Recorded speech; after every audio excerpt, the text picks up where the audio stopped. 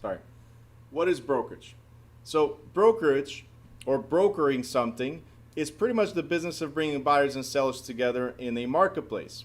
So when you broker something, like what we do is broker real estate, right? We're going to talk about what is real estate tomorrow, so don't worry right now.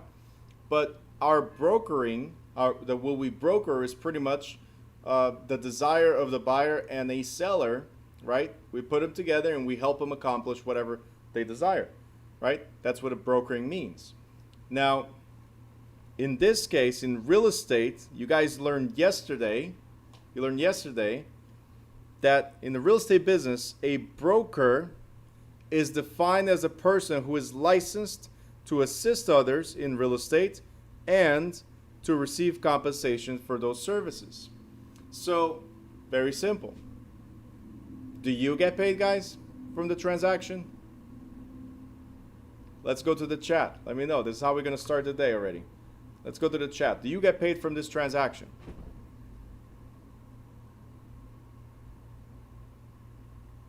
All right.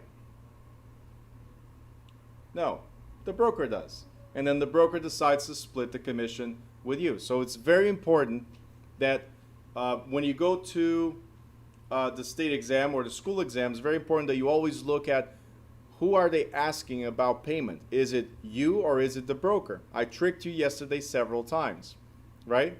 You guys remember that? Okay. So I will keep on tricking you. So the broker gets paid and then he or she splits commission with you. And Moses just pointed out the thing that neither one of you is ever going to forget out of this book, which is the broker has 10 days to pay you. That's it, okay? All right, now, a real estate salesperson works on behalf of and is licensed to work under the supervision of a broker. You already know this, that everything we do is on behalf of the broker, in the name of the broker. So it's not my listing, it's not my client, even though we say this all the time. It's the brokerage client, and if we succeed, then we get a split commission for helping the broker accomplish that transaction. Okay? Now, years ago in New Jersey and elsewhere, the principal is known as the client who employed the broker was almost always an owner who wished to sell a property. So back in the day, pretty much it was the seller that hired a broker. Okay? Now, the real estate broker acted as a seller's agent. So these are key words we're going to start learning today. As a seller's agent, and was usually compensated with a commission if a ready, willing, and able buyer was procured. Now, you see this in green?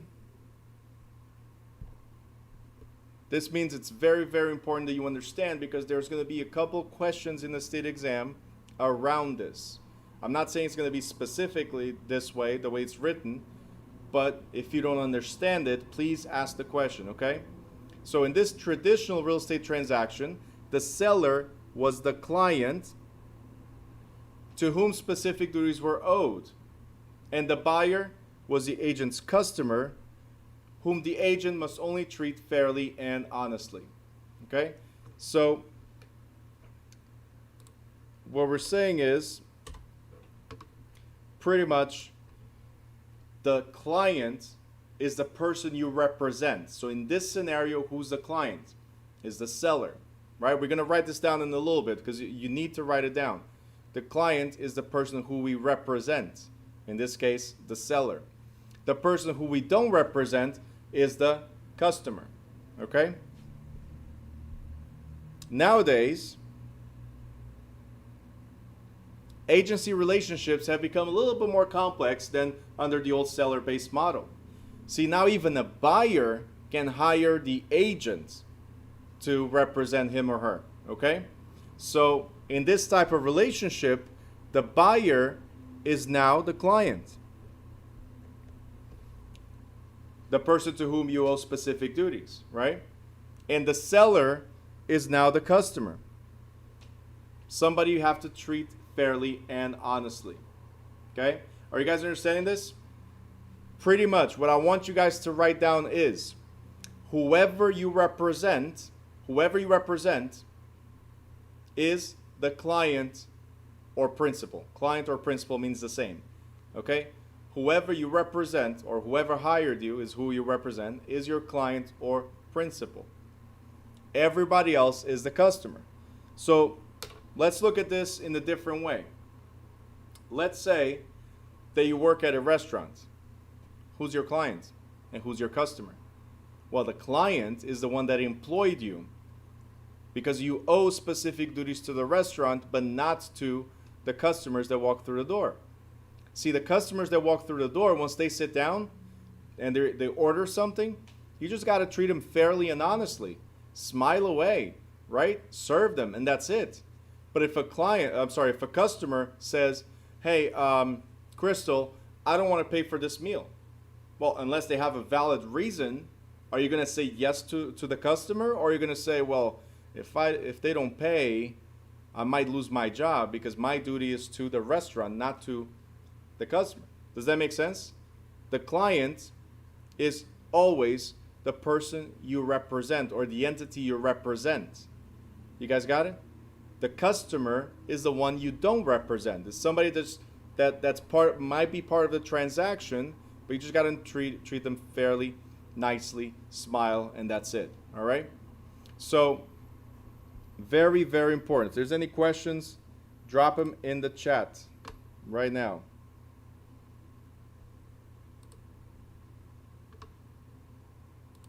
Yep, Gil, we're going to talk about fiduciary in a little bit, but yep, absolutely.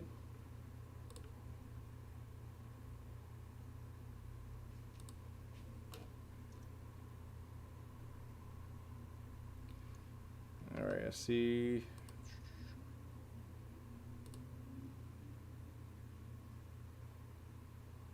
Drop questions. I see here only one question, one statement, not even a question, but drop questions.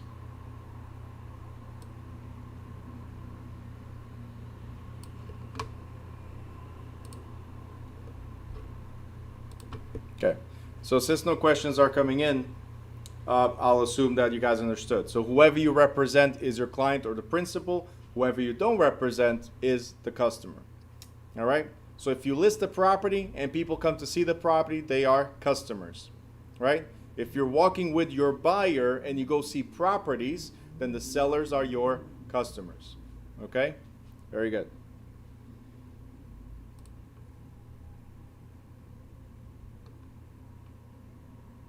I have a question mark. Okay. Question coming through.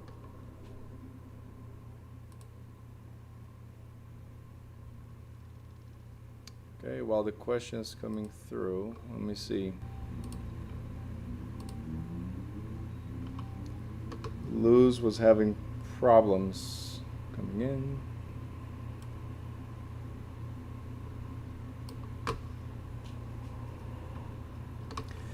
Question, can you represent the buyer and seller? We're going to get that. That's actually called dual agent. But yes, if they hire you. So right now we're just defining what is a client, what is the principal, and pretty much is whoever you represent, so whoever hired you. Could you get hired by both? Yeah. So we briefly touched it at the end of yesterday's class. Today we're going to go in detail. So absolutely. Like Gil just answered, dual agent. Absolutely. All right, so next thing we got. It is also possible to function as a transaction broker. And right here, you guys need to be familiar with this one, which is the most complicated of these relationships. Because actually, it doesn't even create any type of relationship. Okay? See, as a transaction broker, you could be working, not representing, look at the different words, working with the buyer, working with the seller, or even both. But as a transaction broker, you're not representing either one. No worries, Gil. It's always good that people participate. You're good. Appreciate it. All right. So, all right.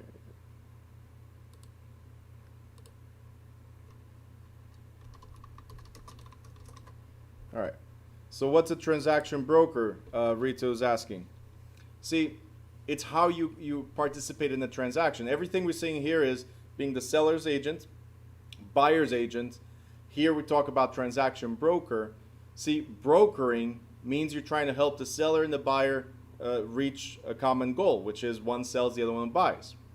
But as a seller's agent, then your client is the seller. As a buyer's agent, then your client is the buyer.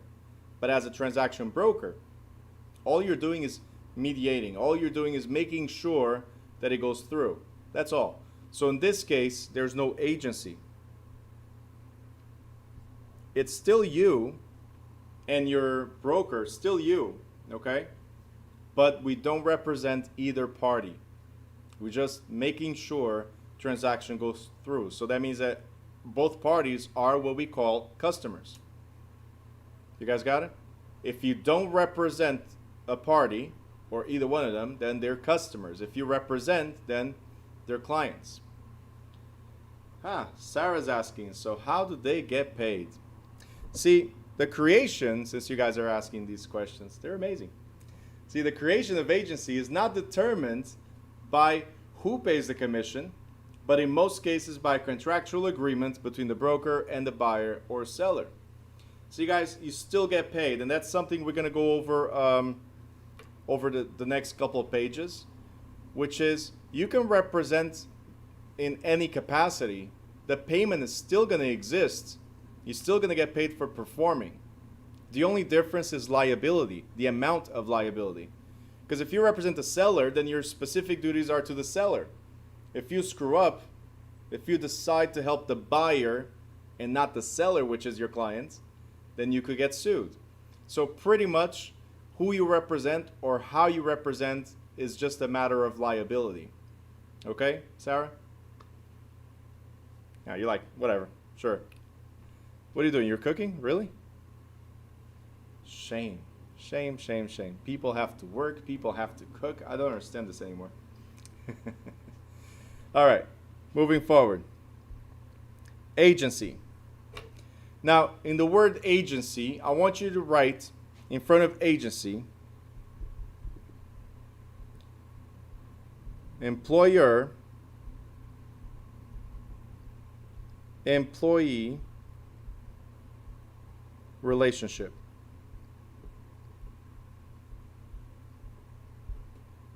Okay? Now, why employer-employee relationship? Because if the seller employs your services, that means they hired you, they become the employer, and you are the employee. Acting as independent contractor, got it, but they're the employer, you're the employee. So you created an agency. Okay, the agency is the fact that you guys are working together and you are the agent for the client, the agent for the employer. Does that make sense? So you're representing somebody. Okay? Now, the role of a broker as the agent of his or her principal is a fiduciary relationship that falls within the requirements of law of agency. Now, fiduciary, as Gil had mentioned before, fiduciary relationship is one of trust and confidence. So when you become a fiduciary, that means somebody entrusted in you, right, and confided in you certain type of information or their money or property. And they made you responsible for handling their money or property. See, when you represent the seller, it's not only the property that you represent, but it's also their money, because the most money you can get for the property, the better it is for the seller. Does that make sense? And when you represent the buyer, it's not only the buyer's money, because the lowest you can get, great, but you need to get the property that they want. So both still at play. Fiduciary, again, means that you represent somebody to the best of your ability, right? Because they trusted you and they confided in you to handle their money and property. Most importantly, it requires putting the principal's interest above all others, including the broker's own interest. So, what we call the pecking order of business. It's client, then you, then customers. Okay? So your first duty is to your clients. Second, do the best for yourself. And third, do whatever for the customers. Just treat them fairly and honestly. That's all. Okay? All right, Luz is back on. She got kicked out. All right, cool.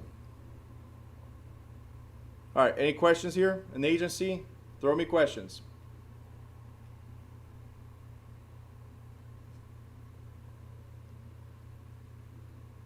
So before you start, and so I know that you're asking a question, just put a question mark like Heather did before. Question mark, so now I know that you're typing, and now we'll move forward as I wait for you to submit, okay? Otherwise, I'll just assume and move forward. Sabrina wants me to repeat the levels. So there's level 1 when we start. There's level 2 right after. Level 3 coming up. That was not it? All right, here we go. The pecking order, those levels is how you should treat the transaction. First is whoever you represent. That's the top level, right? First duty is to whoever you represent. Then it's you, because obviously you have a monetary interest here. You don't want to screw the deal and not get paid. So you're going to do the best for your client because you will get paid. These other people, the customers, really don't matter because they're not, neither one of them is a direct component to the seller or the buyer, whoever your client is, and your compensation until we are in the contract. Does that make sense? So first client, then you, then customer. That's pretty much how it goes.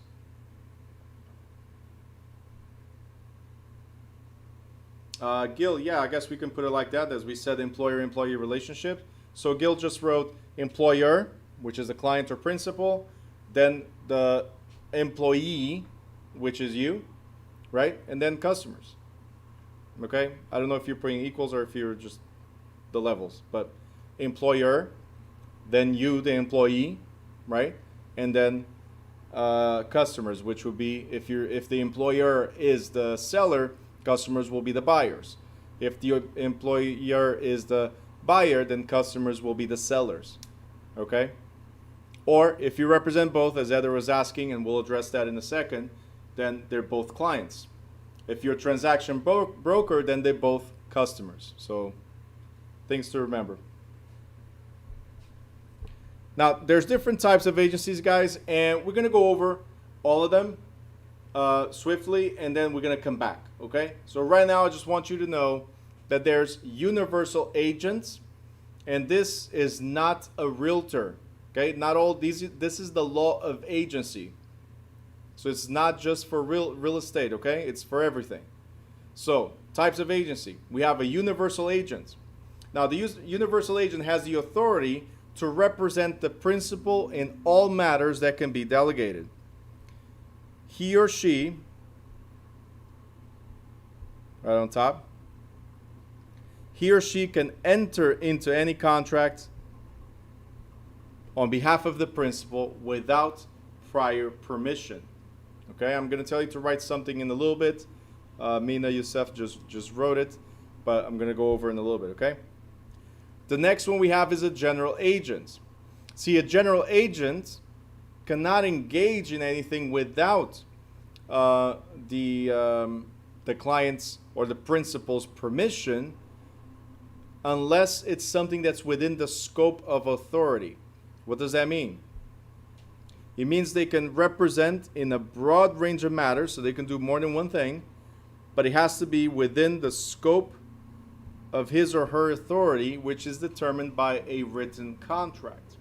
Now, for real estate, a property manager is considered a general agent because he or she handles more than one thing for the client. Okay? And there's a third one. This third one is called special agent. Now, special agent is authorized to represent the principal in one specific capacity only. So one specific capacity only.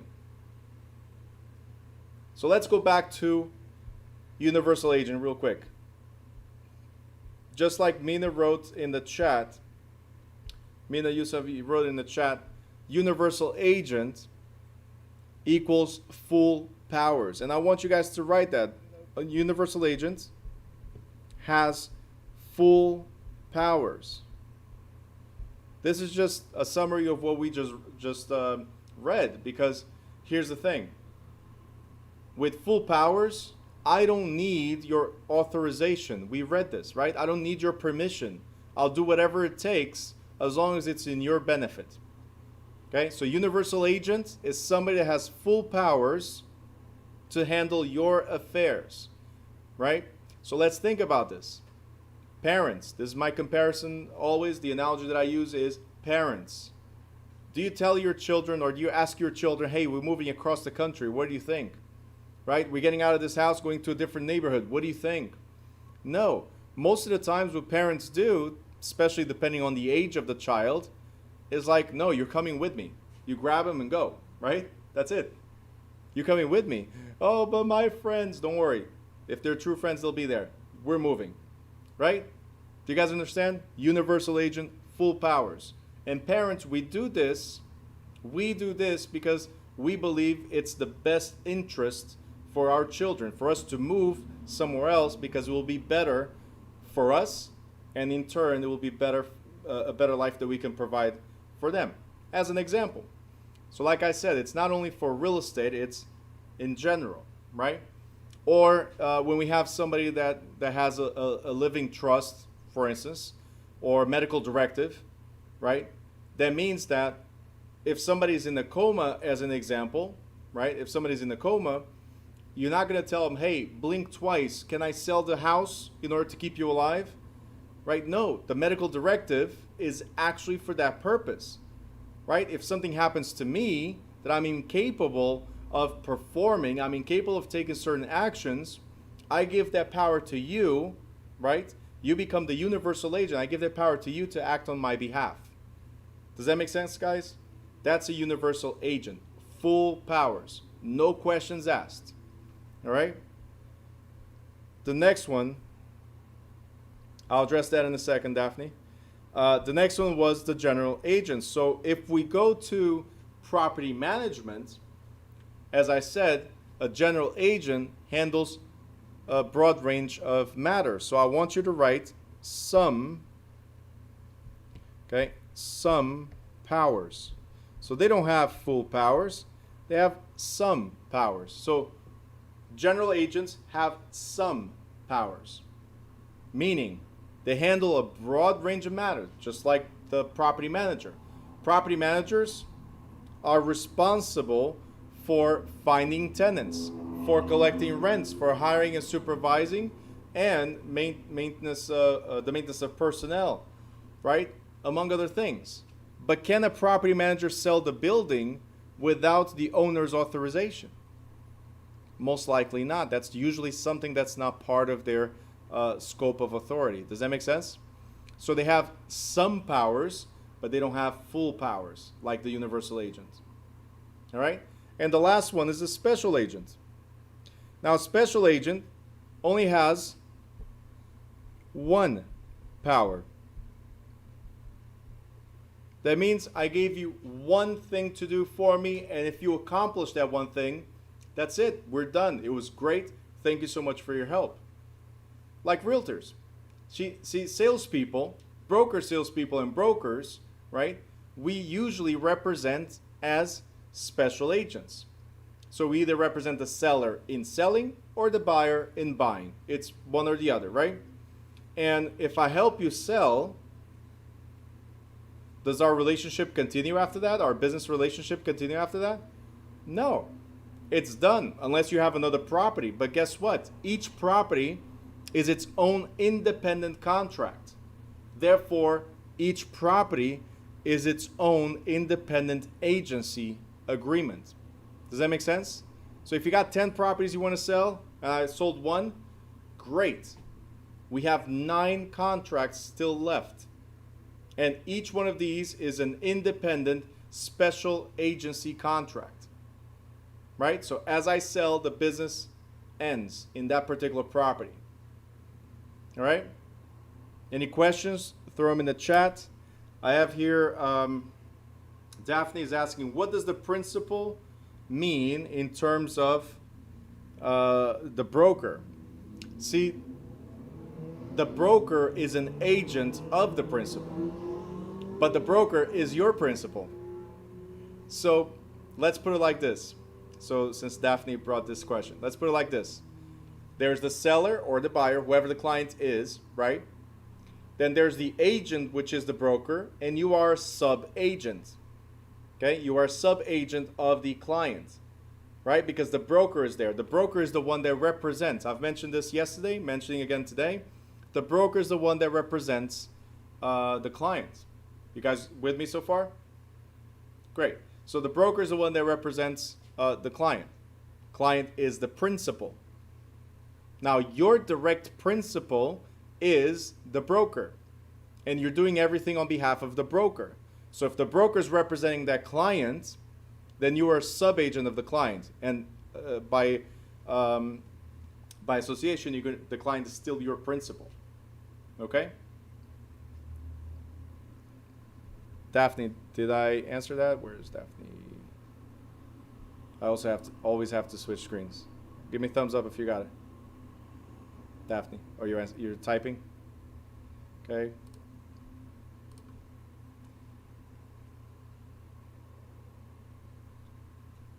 Still confusing. All right, great. So let's go here. So in a brokerage, the broker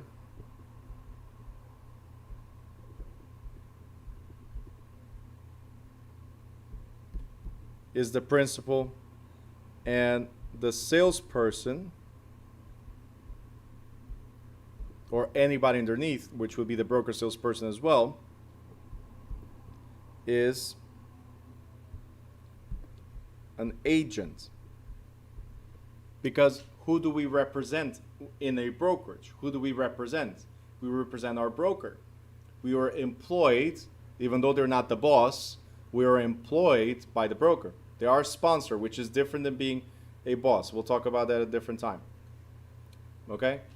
So, Daphne, we're good so far? Okay? So we have this, right? That's in a brokerage. In a transaction,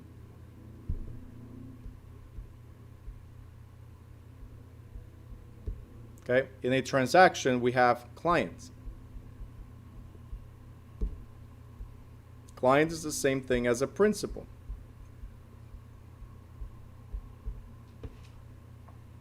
Okay? Now, who does the client hire? Is it you or your broker? It's the broker, right? So the client will hire the actual brokerage. So the brokerage is represented by the broker, so immediately, this is what we have. Sorry. We have the broker, and then we have the salesperson.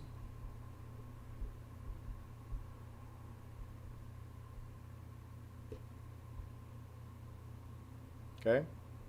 So, the broker is now the agent for the principal or for the client. And because you are, let's go back here, you are an agent for your broker, in a transaction, you are now considered a sub-agent of the client. So again, this is the pecking order. It starts with whoever the client is. In a transaction, the client is either the seller or the buyer. Because in a brokerage, you are the agent of your broker. In the transaction, we just shift everything underneath the client. Does that make sense? So now it's client, broker, salesperson. Principal, agent, sub-agent. These two still represent the principal. Okay? Daphne, let me know if it was a little bit better. Who are the clients? Whoever hired you. It could be the seller, it could be the buyer. So if the seller hires you, then the seller is the client. If the buyer hires you, then the buyer is the client. Okay? How do the agents, Vanessa's asking, how do the agents get the power from the clients? Well, that's a contract. It'll be a contract. If we're in agreement that you're going to list the property, right, then the seller is giving you the authority to represent them. So the seller is hiring the service of your brokerage. Okay? If it's the buyer that wants to buy, then you sign a buyer's agreement, or we sign a purchase and sale agreement. Therefore, you are now the client, you are now the agent for that client, for the buyer. Okay? Daphne, are we good? Yep. Okay. Let me see. Vanessa, where is Vanessa? Did I know? Just want to know if you're good. Okay, great.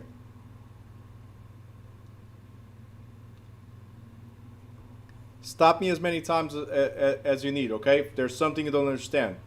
Anna, we're good so far? So, where's your question? Throw me your question. You're not throwing questions.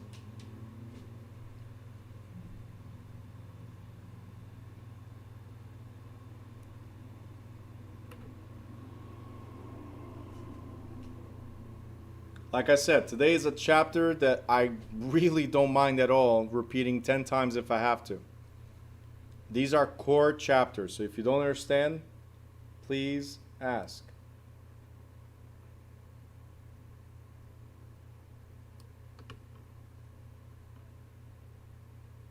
You will translate tomorrow? That's not an answer or question. All right. Chad says following pretty well. Great.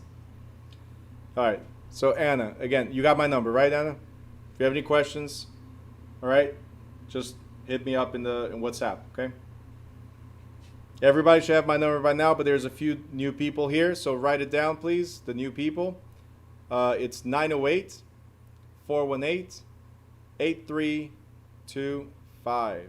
908-418-8325. Okay.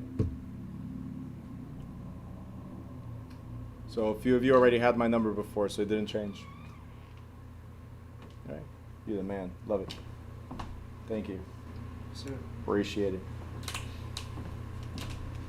Yeah, I have people appearing and disappearing from the board.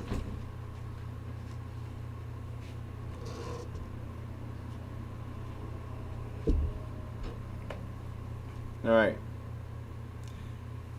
Linda goes like, oh, Mario. Yep. So Mario told me that you were already bothering him when you should be bothering me when you have questions about the class, just saying. All right. He lost his hair telling me, Bruno, you cannot believe how many messages she sent me. All right. All right. Some of you already had my number from before. Number has not changed. Just letting you guys know. So we're good to go? Can I move forward? Yes? All right. Perfect. So back to the book. Now, there's something that a lot of you probably already heard before, which is power of attorney. Okay? Vanessa, I'll address that in a second. So there's a fourth type of authorization or limited power that can be given. It's called the power of attorney. Now, as a special agent, you cannot bind anybody in the legally binding capacity. As a general agent, you're not binding anybody in the legally binding capacity. As a universal agent, yes, legally binding capacities, okay, because you have full powers. Now, if you want to give a legally binding capacity to somebody for a specific purpose, then that is called a power of attorney. Now, why do I say legally binding capacity? Let's say that your buyer goes on vacation, and then all of a sudden you get a call that says, hey, closing, we're clear to close tomorrow. And your client is on a cruise somewhere in the Mediterranean Sea. How are we going to close if the buyer's not here? Do you guys understand? So what we do is prepare a document before they leave. We ask them that they prepare a document called power of attorney. And power of attorney just says, I'm giving you the power, Catherine, I'm giving you the power to represent me while I'm gone. You got it? So I gave Catherine right now the power to sit at the closing table and sign a document as if she was me. Okay? For that day, Catherine becomes Bruno. Simple. You guys got it? But it's for that day, for that specific purpose. Questions here?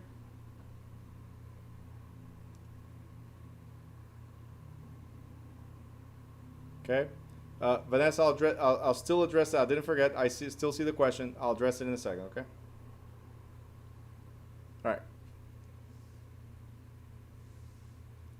All right, since there's no questions, or at least I don't see questions coming through, addressing Vanessa right now. So I just wanted to end this section so I can go back to Vanessa's question. Vanessa just wrote, in which agent category dual agent falls? Special agent or general agent? Here's the thing. A dual agent has nothing to do, for this purpose, it has nothing to do with universal, general, or special agency. Dual agent simply means you represent two parties in the same transaction. That's all it means. Agency powers is what we talked about when we said universal, general, or special. Now, traditionally, a dual agency would be representing a seller and a buyer in a real estate transaction, or a landlord and a tenant in a rental transaction.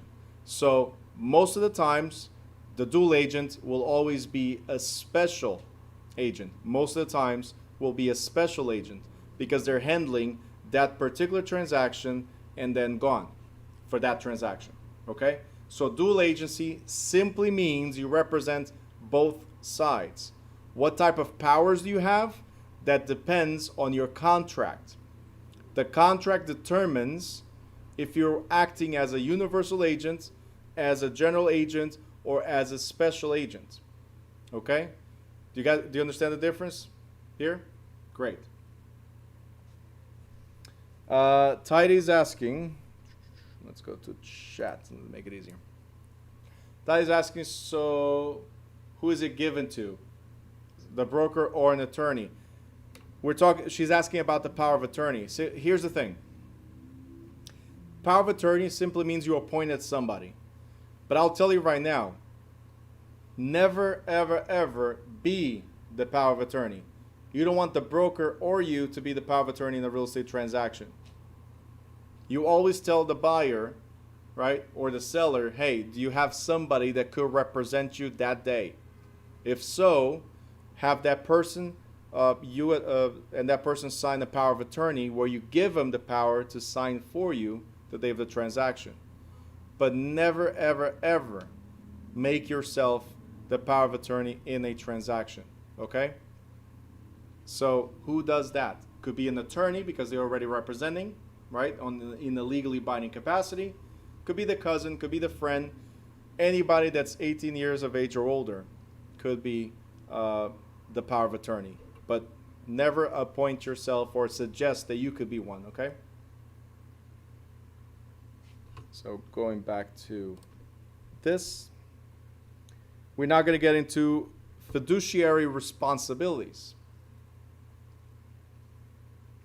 Now, fiduciary, I already told you that it was a special relationship of trust and confidence. So you already know that they trusted you, they confided in you, and you have to do the best you can for your client, right? Which is the person that hired you. Now, these are the duties that you must perform. You must perform if you have a client, if you have a principal, meaning you have somebody that hired you. These are the duties. And the duties are care, obedience, accounting, loyalty, and disclosure. They're easily remembered by the acronym COLD. I'm a big fan of acronyms. We're going to have a bunch of them along the way, easier to remember. When you represent somebody, you got to have a COLD. Okay? I know it's tricky nowadays with the whole situation, but you got to have a COLD. Did you just write old car? Yep. That's another one. Another way to remember. All right, let's see here. Maria, we'll get there tomorrow. We'll get to Maria tomorrow. All right. Peter asked, for the power of attorney person, do you need to have... No, you don't need a license for power of attorney, because attorney simply means advocate or somebody that's handling my affairs. So, Peter, to address that, a power of attorney is simply a document that says you will represent me. That's all. No license needed. Okay? And to a big debate at a different time, attorneys don't have licenses either. Okay? They have a certification, they don't have a license. There's no license issued to attorneys. So, I love when they post, I'm a licensed attorney. No, you're not. Sorry if there's any attorneys here. I don't mean to insult. That's not the point at all. It's just that words mean different things. All right. So let's talk about the different duties, right? The first duty was to care. What does it mean to care? All right, guys, I want you to hit me up in the chat right now. What does it mean to care? I got 42 people on the line. I want to make sure I got a bunch of answers. What does it mean to care? What is care? Let's go. Care.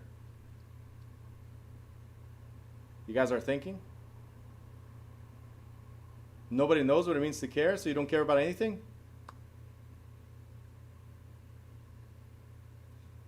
Stephen goes, actually listen to what they want and don't want.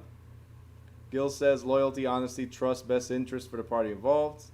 Joseph says, treat others as you'd want to be treated. Okay, be sensitive to.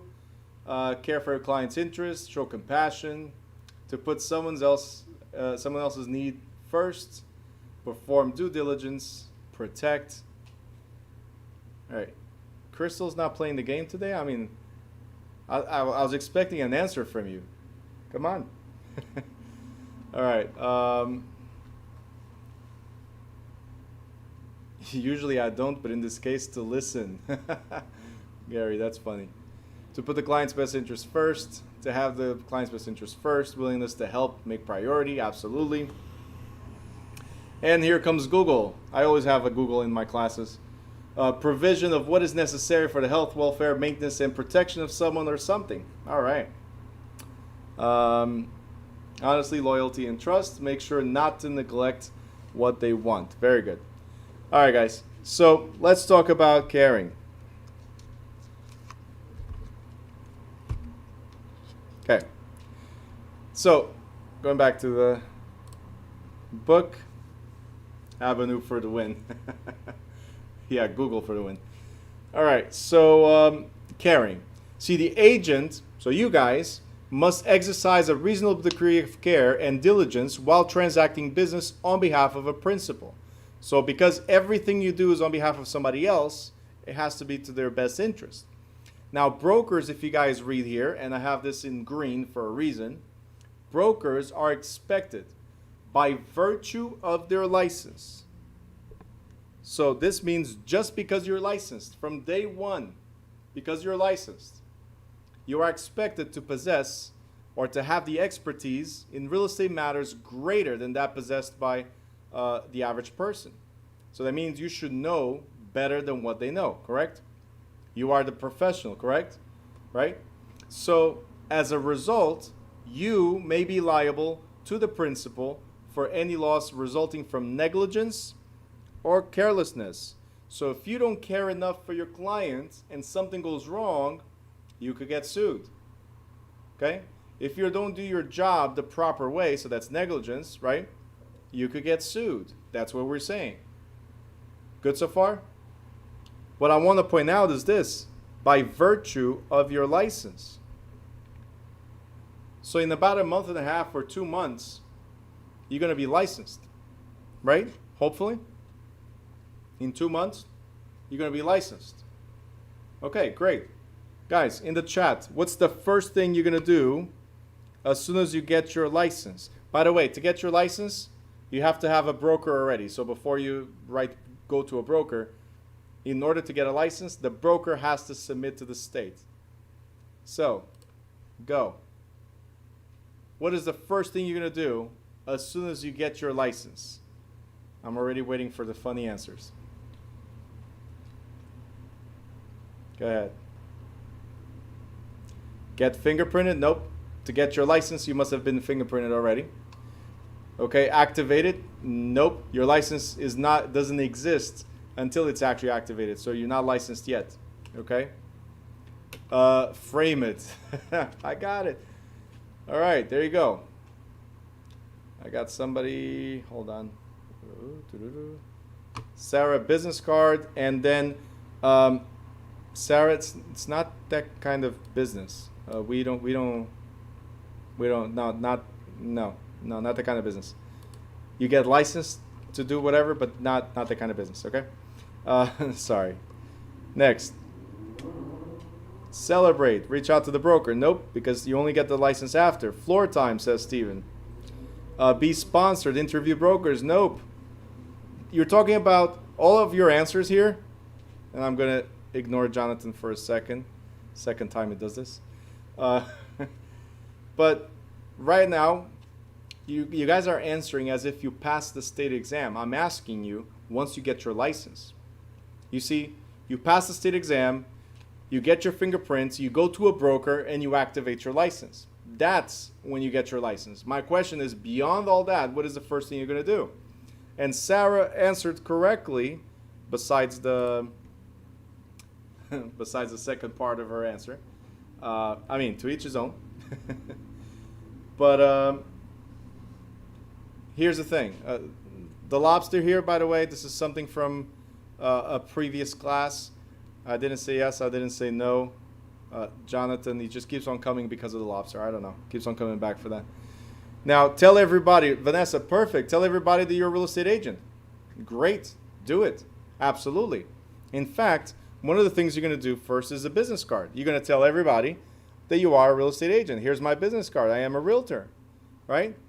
First thing, it's marketing. You need to market yourselves either by saying that you are one or by showing a document or a piece of paper that says you might be one, right? Now, what I was telling you before, throw a party. Let's cross this one out for a second. Right here, Mina, let's cross that one out, the family connections. I'll talk about that in a second. But going back to the book, it says by virtue of your license. See, let me ask you guys. You start telling everyone that you're a realtor, right? You start giving out business cards. You got your license today, business cards today, and you start telling everyone today. And then a buyer or a seller approach you and say, hey, could you help me buy? Could you help me sell? How much experience do you have at this point? What do you know at this point? Anybody? What do you know? You just got licensed today. You activated your license today. And perfect. So basics, zero, nada, not much more than them. Everything because you took our class. Heather, I appreciate it. You still have to do the exam, okay? Next. Just test questions, the 75 hours. Guys, you don't know anything. See, all I'm teaching you guys is theory. I'm not teaching you real life application. We're not going out on the field and preparing a contract. You guys understand? So what do you know? Absolutely nothing. You're supposed to know more than them. You're supposed to know what a house is. Not everybody knows what a house is, right? There's 4 walls, okay? There's a roof, right? What about if there's a leak? You should be able to identify these things. right? What about if there's a foundation problem? You should be able to identify those things. So you have no experience. That's what I'm trying to say. Thank you, Tidy. You have no experience. You know about it because you heard it in my class, but you have no experience. Not enough to say, I know how to evaluate your property. I know how to get the top dollar for it. Do you? Not from this class. You guys got it? But, again, by virtue of your license, you are supposed to know. What am I trying to get at? Right here. Heather, perfect answer right now.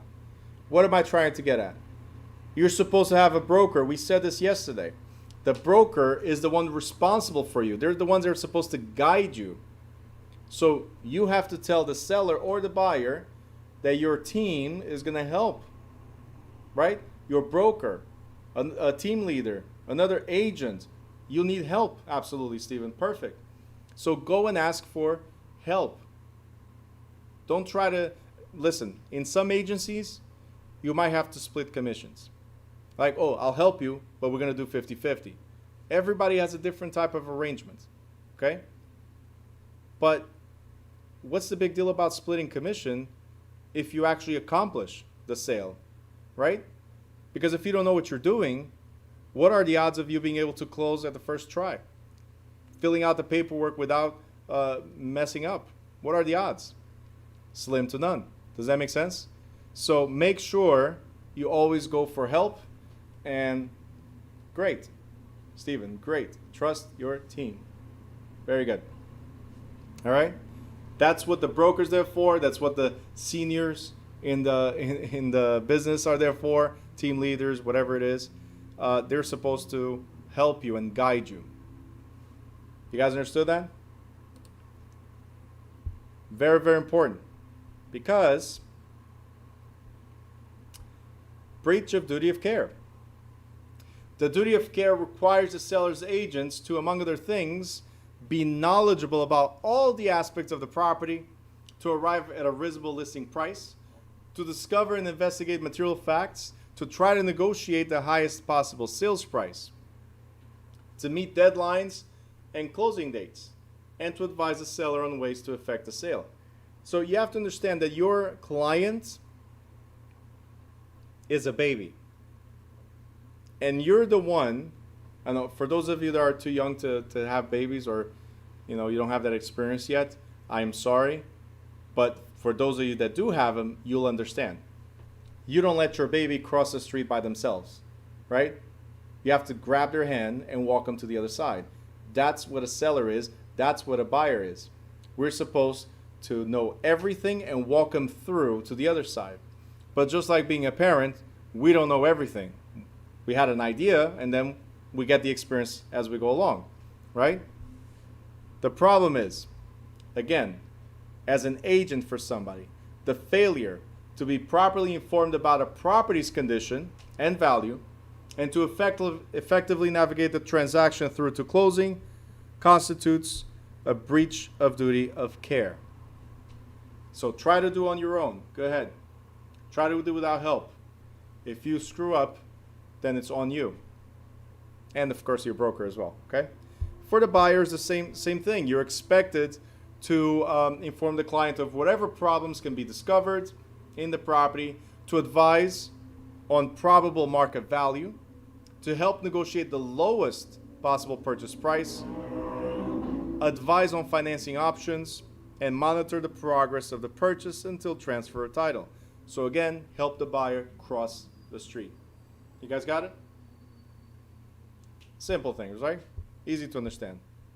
Now, actions breaching this obligation might be failing to present a written offer before it expires, neglecting to mention in the purchase contract any fixtures or personal property desired by one of the parties, right? Neglecting property being managed for another, improperly handling escrow deposits, or one of the most common ones, failing to obtain all necessary signatures on the contract. Now, luckily nowadays, we have something called e-signatures.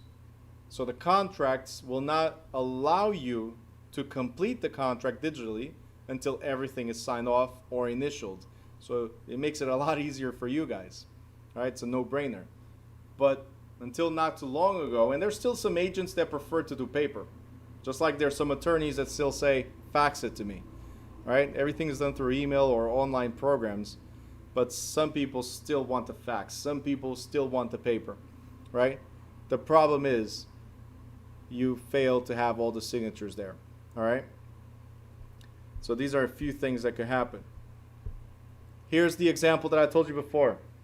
The rookie residential agent. Rookie, right? You got no experience.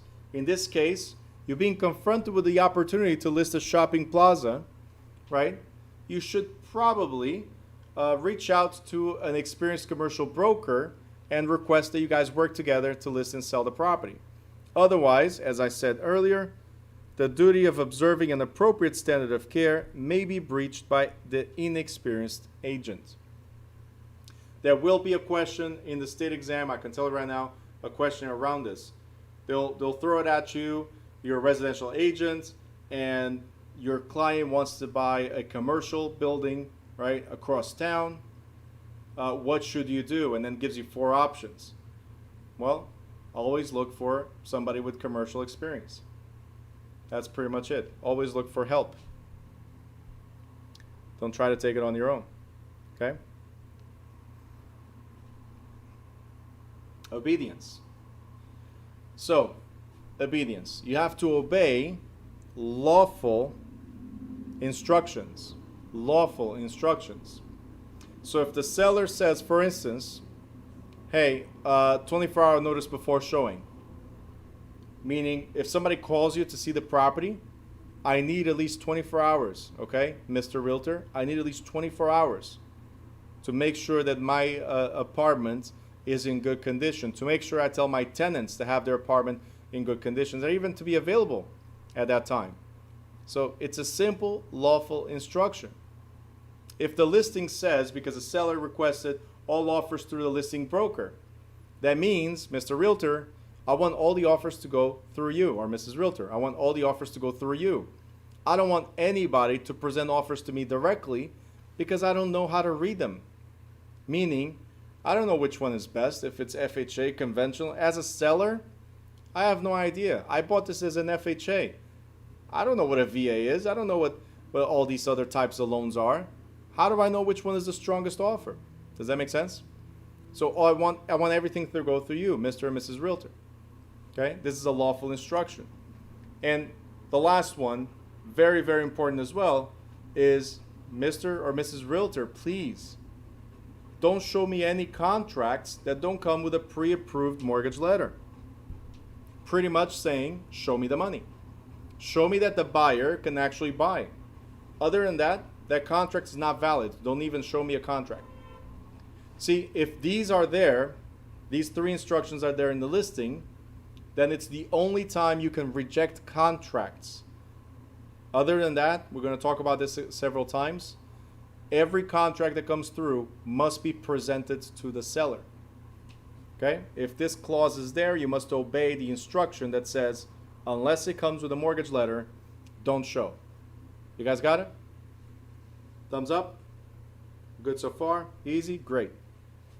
So failing to do so constitutes a breach of duty of care. Of obedience. Now, some instructions, look, I have this in green because tomorrow we're going to go over this as well. So later on today and part of it tomorrow, which is some instructions must be disobeyed. Such as an order to conceal a hidden defect. What is a hidden defect? I know that there's mold in the house. Now, Mr. and Mrs. Realtor, don't worry about it. I'm going to paint it over. Nobody's going to be able to see it. The mold did not disappear, right? We just covered it. Shouldn't the buyer know that there's mold in the house, right? So that's what we're saying here. If the seller tells you, don't tell anyone that there's damages to the house, then you're supposed to disobey that order. And I'm going to talk about that later, about material facts. There's something called material facts, and that's anything that affects the transaction, okay? The other thing is, right here, practice discrimination. So if the seller says, hey, Mr. or Mrs. Realtor, I'm selling my house, but don't show to any of these people. I just want this group of people to see my house. If they're from this group of people, don't show at all. That is discrimination, and we must reject any client that intends to violate the laws against discrimination, as tomorrow in chapter 4 we'll go in detail, okay? So lawful instructions you can reject, you can obey. Unlawful instructions as these you have to reject, okay? Now the next thing we have is accounting, and we talked about this yesterday. Gil, that's for tomorrow, but yes. That's tomorrow, chapter 4. Accounting, we talked about this yesterday, which is if they gave you money, for instance, you have to do something with their money, right? Yesterday I sent somebody to Atlantic City. Isn't that what I said? If I gave you $10,000 cash, just run to Atlantic City. No. You're supposed to keep proper accounting of the money that was given to you. So a receipt, give it to your broker, deposit within 5 business days, otherwise it's considered commingling, right? You guys remember that? Great. So let's, since you already know that, let's slow down over here now. It says an agent cannot make any secret profit. An agent cannot make any secret profit. What does this mean, guys? Let's go to the chat. An agent cannot make any secret profit. What are secret profits? Chat says, there goes my 10%. No, that's negotiation, man. Interest, under the table deals, side deals, kickbacks. Oh, Crystal is alive. All right, under the table profit, no money on the side money. Okay, anything not approved by the broker.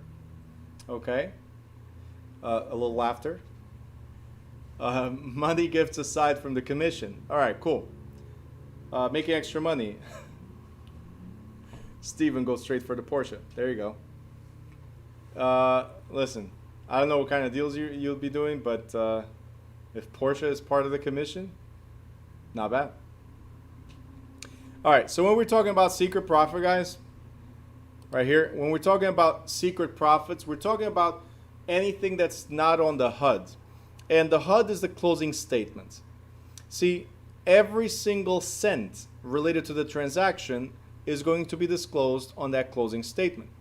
So if you get paid some type of money that is not part of this closing statement, that your broker is not aware of, that the IRS is not aware of, that neither parties, seller or buyer, are aware of, then that's called secret profits, or under the table, or side money. Everything you guys called it already, right? But nothing says here, nothing says here that you cannot accept. I'm going to write it, but don't write anything here. Nothing says that you cannot accept gifts. Nothing says you cannot accept bonuses. Nothing says you cannot accept extra money. As long as this right here is disclosed, all right? As long as it is disclosed, you can always get the Porsche. Okay? You can always get the, Steven's like, yeah. You can always get bonuses. Chad, you said there goes my 10%. No, you can get your 10% as long as it's negotiated and agreed upon and becomes part of the deal. Okay? As long as it's disclosed, that's what matters. So can you make $5,000 extra at closing? Sure, as long as it's part of the closing statement. Can you get a car in exchange for commission or on top of the commission? Yes, as long as it's part of the contract. So it has to be disclosed. It cannot be a secret profit. It has to be disclosed. That is the key. You guys got it? Any questions?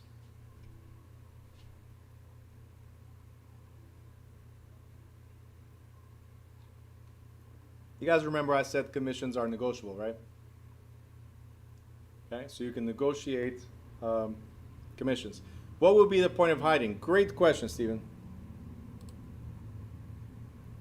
So Junior just asked, what would be the point of hiding it? Well, if I hide it, if I get some money under the table, one, I don't have to split with my broker. So imagine having to give the tires of that Porsche to your broker, right? Two, I don't have to tell the IRS, absolutely, right there. I don't have to tell the IRS or even the state of New Jersey. It's just cash right into my pocket. Nobody needs to know until you get caught and you have to return everything plus fines, penalties, jail time, and all that good stuff. It's only 10 to 15 years, so don't worry about it. It's free rent. You get paid like $2 an hour for working there. You get to share recreational facilities like a bath, for instance, a shower, right? You'd rather pay the taxes? I think so. You get free back scrubbers, you know? I'm just saying, a lot of perks. All right, next. Gonna take this out of here.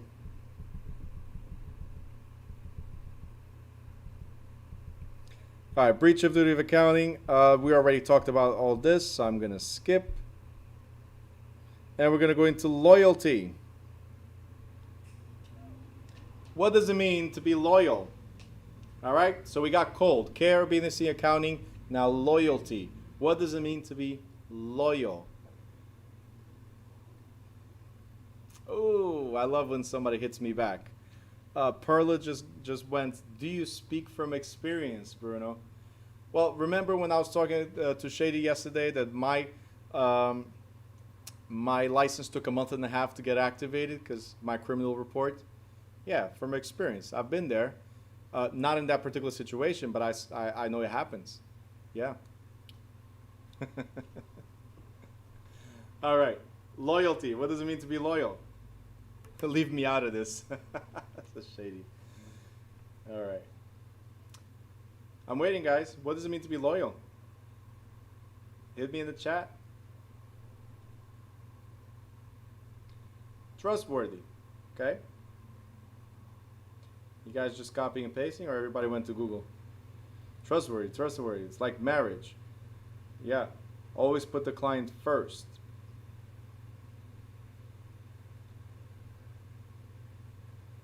It's behind you right there. Uh-huh. So yes. Guys, here's the thing. You know, so Crystal, here's the thing. Behind me is just a blue wall. So I cannot see what's behind me. But the thing is, so some of you are putting their best interest in mind. That's what care means, actually. But within care, we have all these other things. So the obedience, the accounting, loyalty is part of care as well. And then disclosure, as we're going to talk about in a second.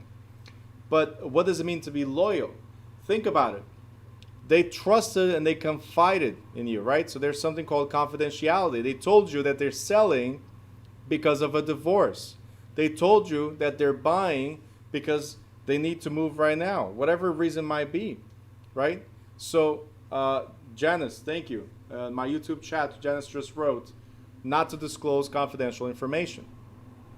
So let's say the seller, we talked about this yesterday, the seller is going through a divorce and that's why they're selling. Would you give that piece of information to a buyer? No, you keep it confidential. You're loyal to your client. By the way, there might be a question along these lines in the state. If you know that the buyer has more money than what they're offering, right? Would you tell the seller if you represent the buyer? See, that's why we talked about seller's agent, buyer's agent, and then transaction, right? That's the reason why we're talking about that. Because as a seller's agent, you represent the seller.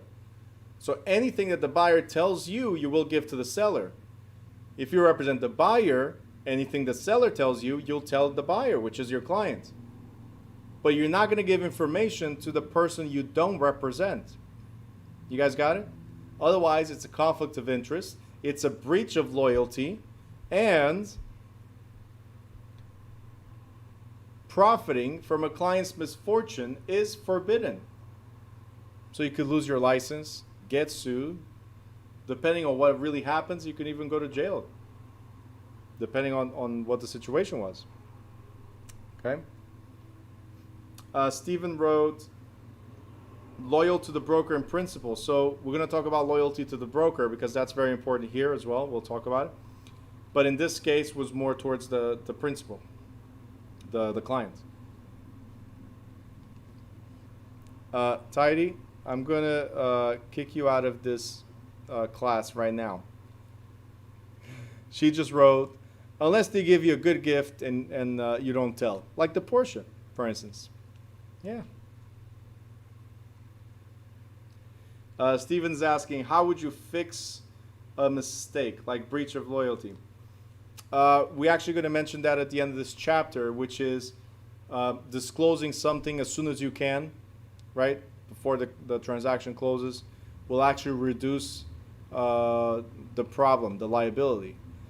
But, for instance, if you already told the buyer that the seller is selling because of a divorce and they put a lowball offer, then you should right away tell the seller, hey, listen, by mistake, it just slipped out of my mouth. I said divorce. So I still think this offer is lower than what you should accept. Let's talk it over, make a counter. Okay, so if you force the seller, this is probably the question in the state exam, if you force the seller to accept that offer, then you're still in breach of loyalty. You got it? But if you tell the seller, hey, it happened, it was a mistake, middle of conversation, it just slipped, I wouldn't accept this offer, I would do a counter. That's a really low offer, so let's not move forward. Okay? State exam is going to give you 4 options, and my school exam also at the end gives you 4 options, very similar to what I just said. Okay? But how do you fix things? Yeah, right away, not after closing. As soon as you can, mention it. And that brings us to disclosure. Now, in front of disclosure, I want you guys to write, and I'm going to try to write as neat as I can. I'm sorry, my handwriting is already bad by nature, and then on a tablet, it makes it even worse. So I want you to write anything and everything. So this is under disclosure, okay? Anything and everything that could affect the proposed transaction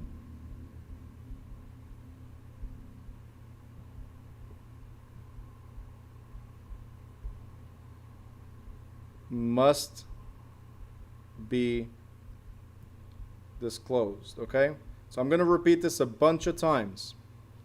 Anything and everything that could affect the proposed transaction must be disclosed. Okay, let me zoom in. And again, I have anything and everything that could affect the proposed transaction must be disclosed.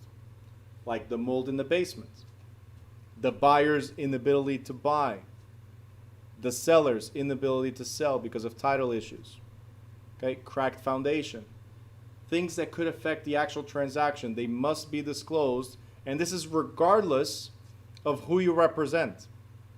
See, now when it comes to disclosure, if it's something that could affect the transaction, it has to be given to the party you represent and to the one you don't represent, regardless. Okay, so disclosure. This whole chapter is about disclosure. You just wrote, Tidy wrote asbestos. Well, if you know about it, talk about it, but not as much. But we'll get there in chapter 9.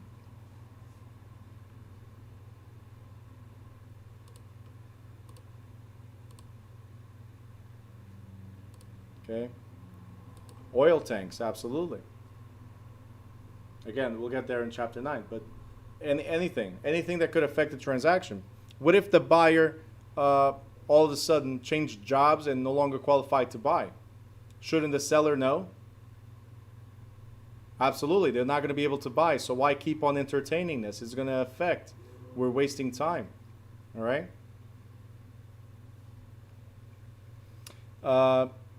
Yameli just wrote, what if the house is for sale as is? All right, so let me address the as is real quick, and we need to move forward from this section so we can break in half. But the as is, that's a condition of the property, and even certain things like foundational problems must be disclosed. See, as is, meaning you have to paint it, not me. As is means you have to replace the bathroom, not me. But the house is about to fall and I know about it, still has to be disclosed. The as is does not protect everything, okay? It's like a car. You can buy a car as is, but the lemon law still comes into effect where, hey, if the car breaks down the next day or within the first 6 months, completely shuts down for whatever reason, you might still be able to recover monies. Do you understand? So you already know that there are some issues with the property that must be corrected, but if it's a critical issue that could affect the habitability in the property, right, it should be disclosed still. All right? Easements, yes. So chapter 6 will go over easements, but yes, absolutely, must be disclosed. All right? So these are rights that other people have on your property.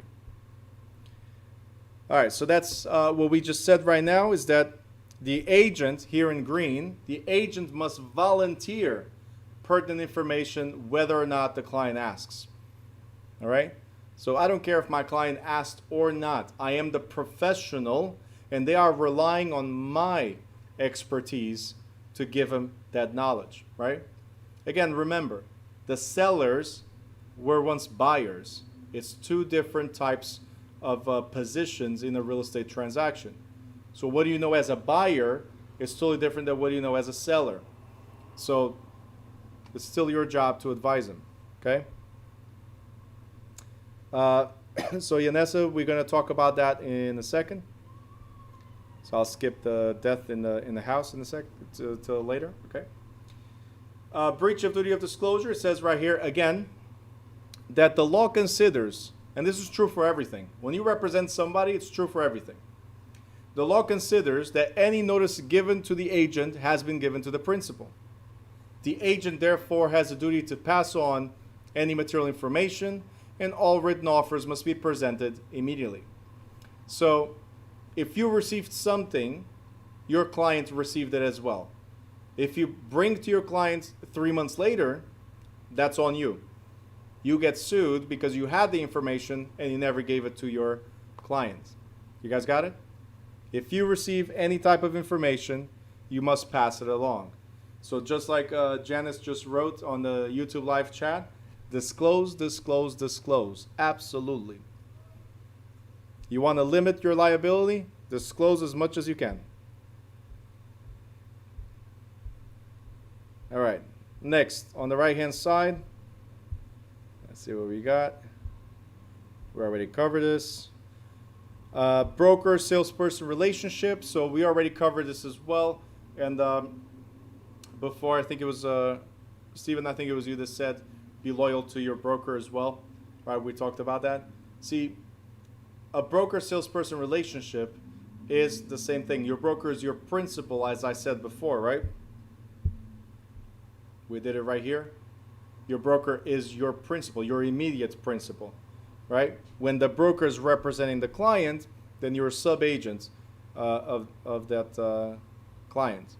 But as a salesperson, you are direct to your broker, and everything you do is under the supervision of your broker, on behalf of the broker, name of the broker, all broker, broker, broker, okay?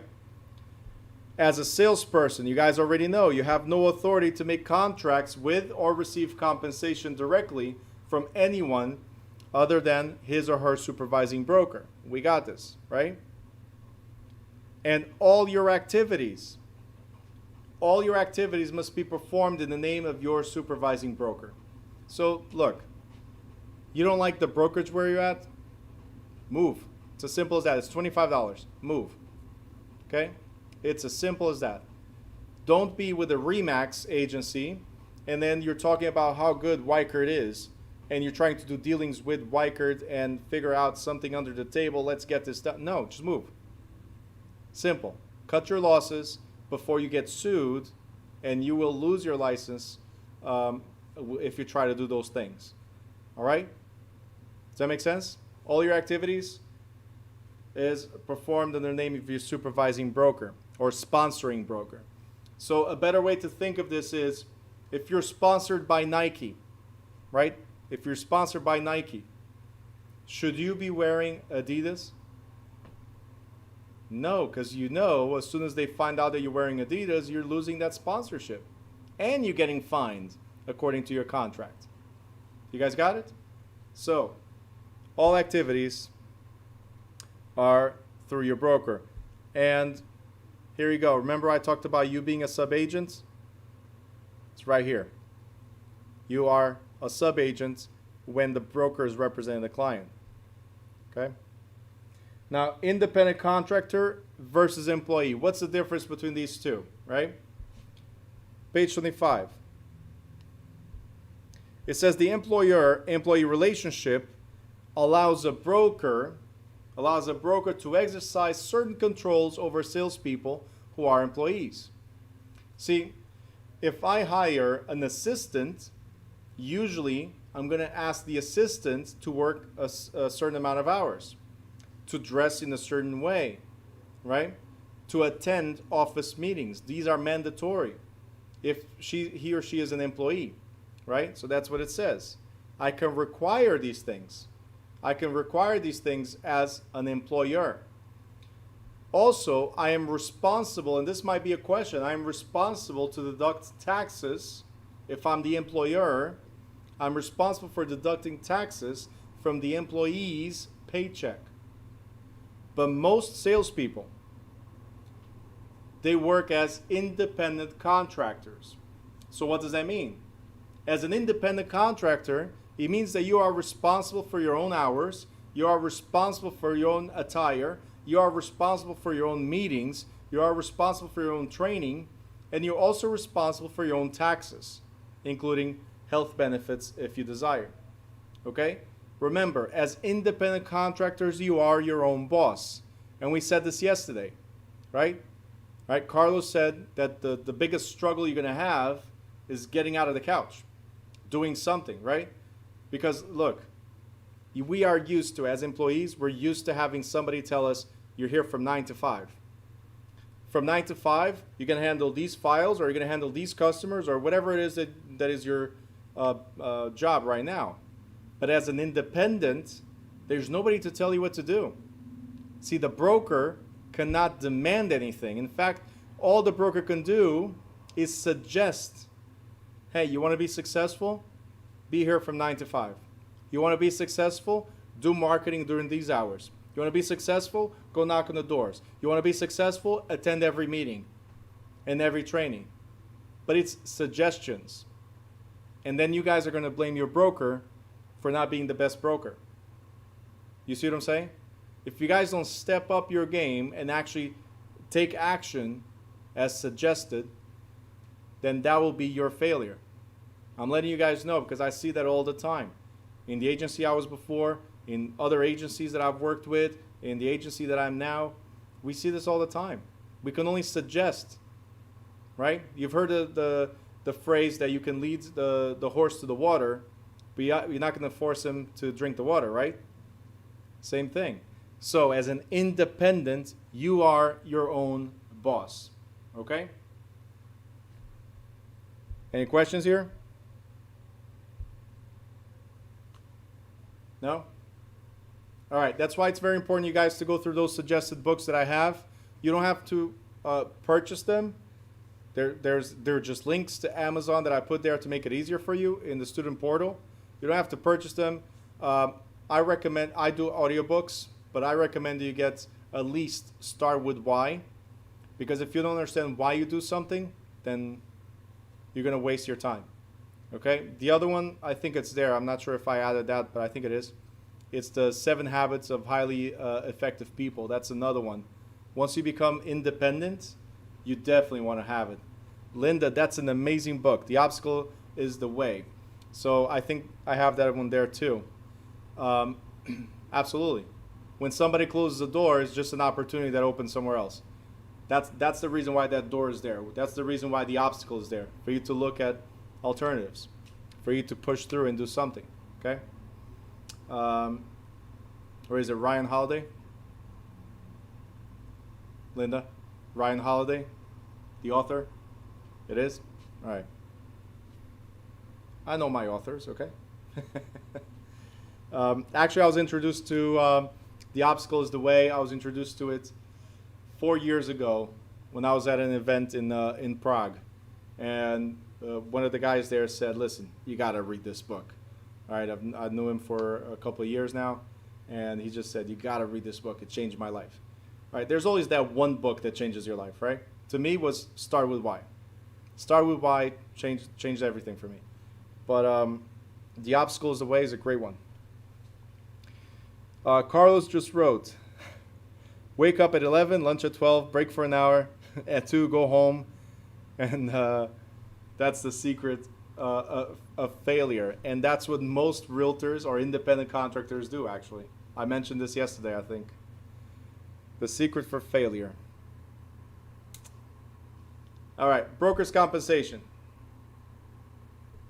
Now, if we're talking about broker's compensation, we're also talking about whose compensation? Yours, absolutely. Because how the broker gets paid is how you're gonna get paid.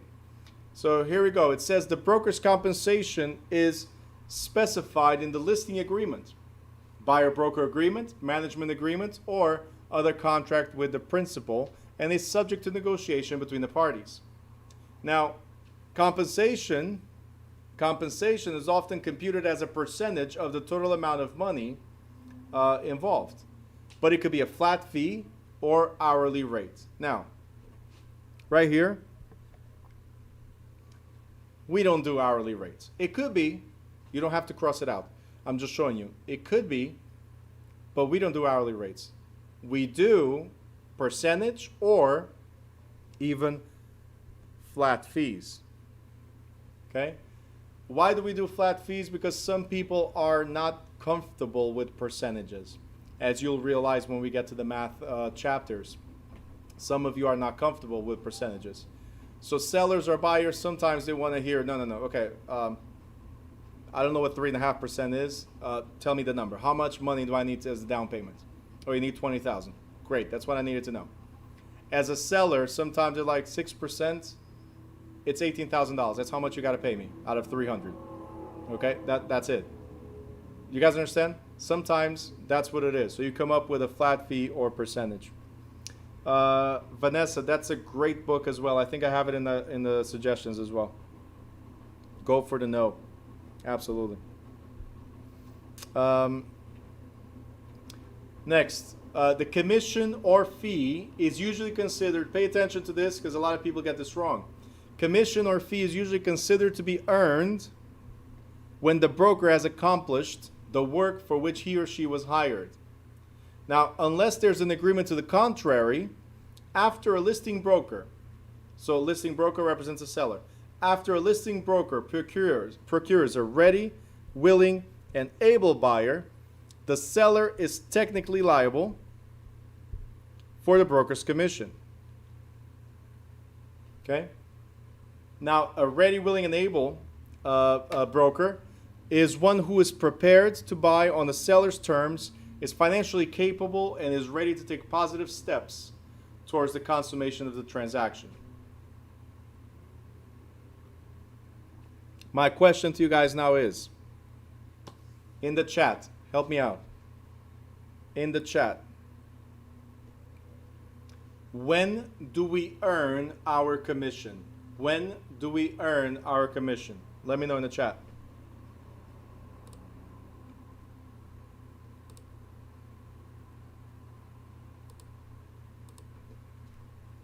Wrong, wrong, wrong, wrong, all wrong.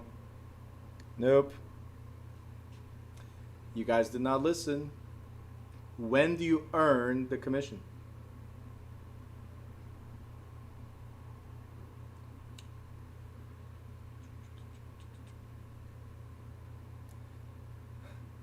Sarah goes with a bunch of exclamation points. All right.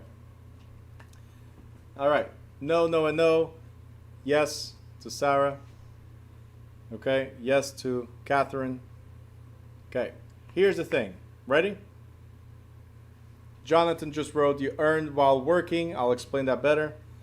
But here's the thing, guys.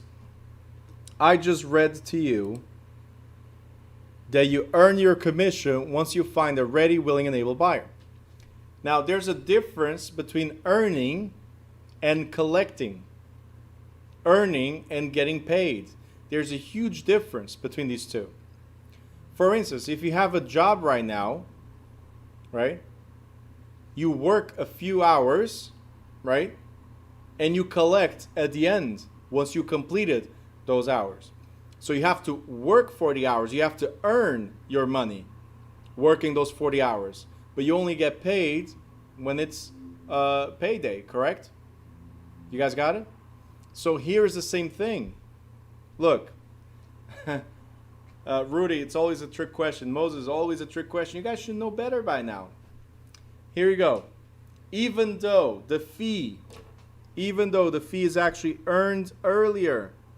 So you earn the fee once you put the contract together, because that's why they hired you. See, from the contract and on, guys, we don't do anything else. We don't do anything else. Now we just coordinate. We're done. Now it's the attorneys, it's the mortgage company, it's the appraisal, it's the title company, all these parties, not us. We just coordinate and make sure everybody's on point. That's all. We're done. Our job is to find a buyer. It's under contract. They want to move forward. Great. And then we show up at the end to collect our check. Right? So we earned it earlier. When? At contract. Okay? Now, most contracts will provide or will alter the collecting portion of it. Right? So that the fee is only paid at the actual sale. Why? Why do we earn at contract, but we only get paid at closing? This one's it's an easier question. It's not tricky. I know you guys know this answer. Why do we earn earlier when we put a contract together, but we only collect at closing?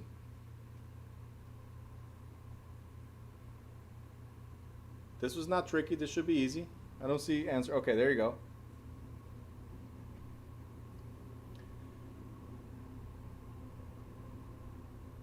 Nope, nope, no. Oh, something there. Geraldine just answered something. Avenue as well. Because that's when the deal is funded. Okay. Cash, when cash is available. Things can change the day of the closing, all the way to the closing. Guys, the answer is simple. Because not all deals go through. Simple. Okay, it's simple. So why would I pay? Imagine this, okay? And I do insurance, and the thing that hurts the most when I do insurance is having to return premiums. Because that's what happens sometimes. An insurance contract is ongoing, right? So I get the premium up front, and then 2 months later, 3 months later, the person decides to cancel the contract, and I have to return premiums. Imagine getting a $6,000, $7,000, $8,000, $9,000, $20,000, $30,000 check for a closing, right, that didn't happen yet, and then that closing actually never happens. What are you going to do now? Come up with the $30,000 and, hey, okay, here you go. I'm sorry, I didn't use not even 1 cent. Here's the money back, right? So that's why, to protect you, and of course the seller and the buyer as well, you only get paid, or the broker only gets paid at closing, okay? Now, in some cases, even though you've done all this work, the deal did not go through. In some cases, you might be able to still be entitled to commission. For instance, the owner changes his or her mind and refuses to sell. Tell me, guys, is that your fault that the seller decides not to sell? No. Right. There are defects in the owner's title that are not corrected. Is that your fault? No. The owner commits fraud with respect to the transaction. Don't answer. Hopefully that's not your fault, right? That's it. So pretty much what we're saying, guys, very simple. It says right here at the bottom. In other words, a broker is generally due a commission if a sale is not finalized because of the principal's default. So if it was your client's fault, okay, if it was your client's fault, you might still be due a commission, meaning you still can get paid at least something for your efforts, for the work that you've done. Okay? Because listing, for instance, there are expenses that go with it. So don't you want your money back? Yeah, you might still be entitled to commission. You guys got it? Yep. Great. This is an independent contractor agreement. You guys can go over it on your own. We're going to go to page 31. Just reads two things here and then give you a quick break.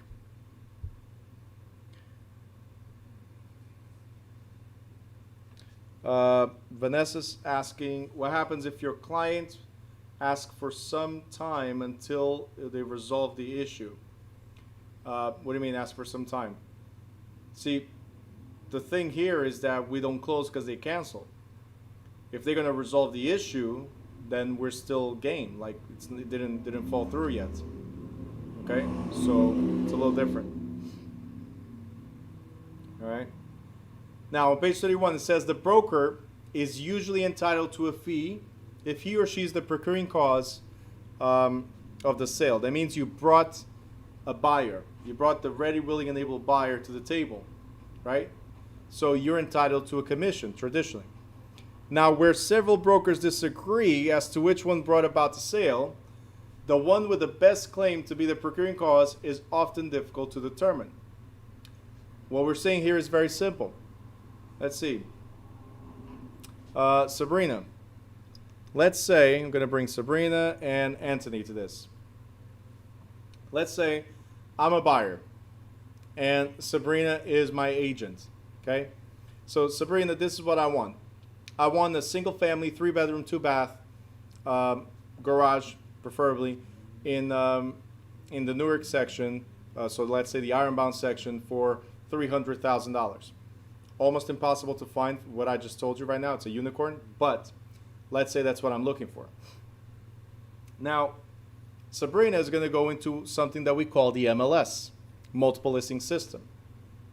And once she puts the information, very simple, 3-bedroom, 2-bath, a single family with garage, up to $300,000.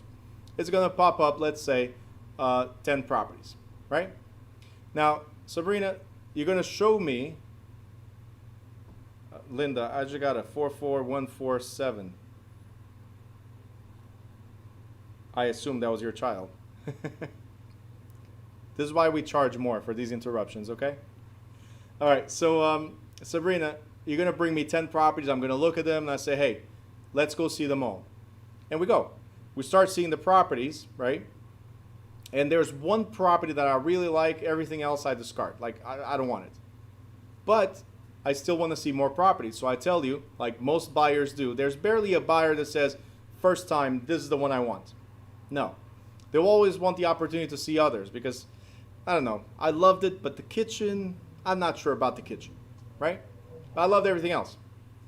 So, Sabrina, you're not going to put an alert on the MLS. That's what I usually do. You put an alert that every day, if there's a change to a listing or if there's a new listing that meets my criteria, you're going to get a notification and then you're going to let me know. So, because we know the market that we're in, it's tough for these types of properties to come by. So, comes the next day, nothing pops up on your alert. Comes the day after, nothing pops up on your alerts. 3 days later, nothing. 4 days later, nothing. The thing is, Sabrina, you're also not calling me. You're not texting me saying, hey, Bruno, I'm sorry. Still haven't found anything. There's nothing new, right? And now I'm talking to my cousin, Shady, right? And Shady says, hey, listen, here's the thing. Anthony is a great realtor. I don't know what Sabrina's doing, but I'm sure my man Anthony, he can figure it out. He can get you a house, right? So because I trust Shady, see, gotta trust Shady over there. Because I trust Shady, I'm gonna go with Anthony. Now, Anthony, hi, how are you? This is what I'm looking for. Up to 300,000, single family, 3-bedroom, 2-bath, garage is a preference. Not just optional. If you have it, great. If you don't, you don't, right? What do you think Anthony's going to do different from Sabrina? Absolutely nothing. He's going to go into the same MLS, type in the same search, right? And the same amount of properties should pop up. Are you guys understanding this? The MLS is the MLS. There should not be much difference between one or the other. Now, granted, Anthony might be more aggressive and start knocking on doors and say, hey, I have a buyer. Do you want to sell? He might be more aggressive. But traditionally, what realtors do is rely on other realtors. So they see what's on the MLS first. If there's nothing, then they'll take the second step. You guys got it? So far, we're good? All right, I'm telling you a story because this is going to all come into play. Now, Anthony,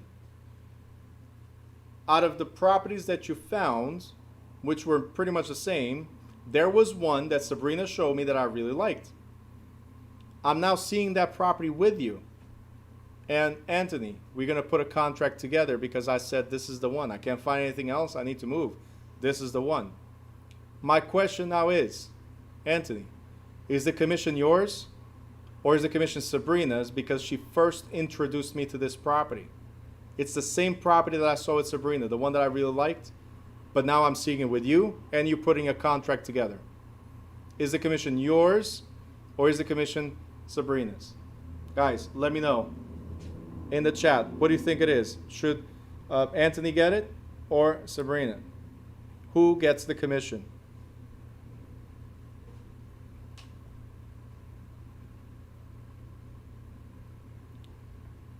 Sabrina, nobody likes you. Jeez. Jeez. You got 2 votes over there. 2 people that kind of like, hey, we'll give it to Sabrina.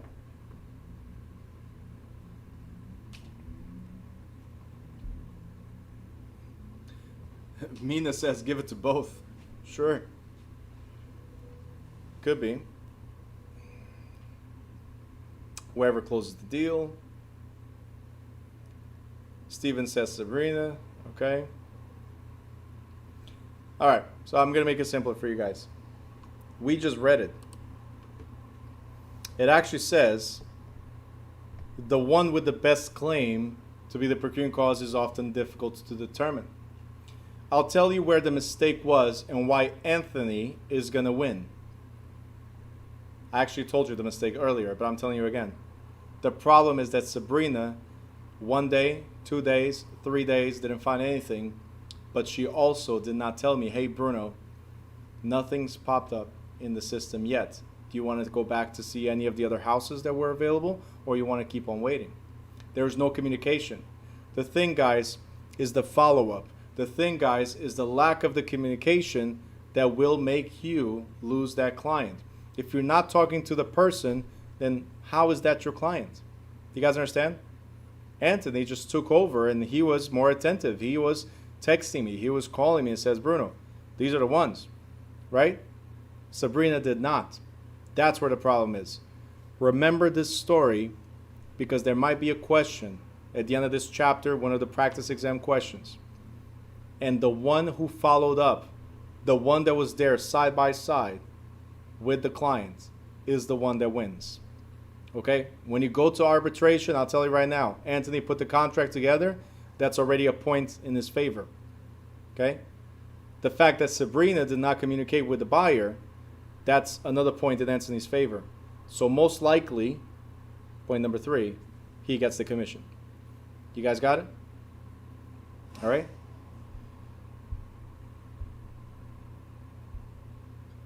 All right, we talked about this. We talked about this.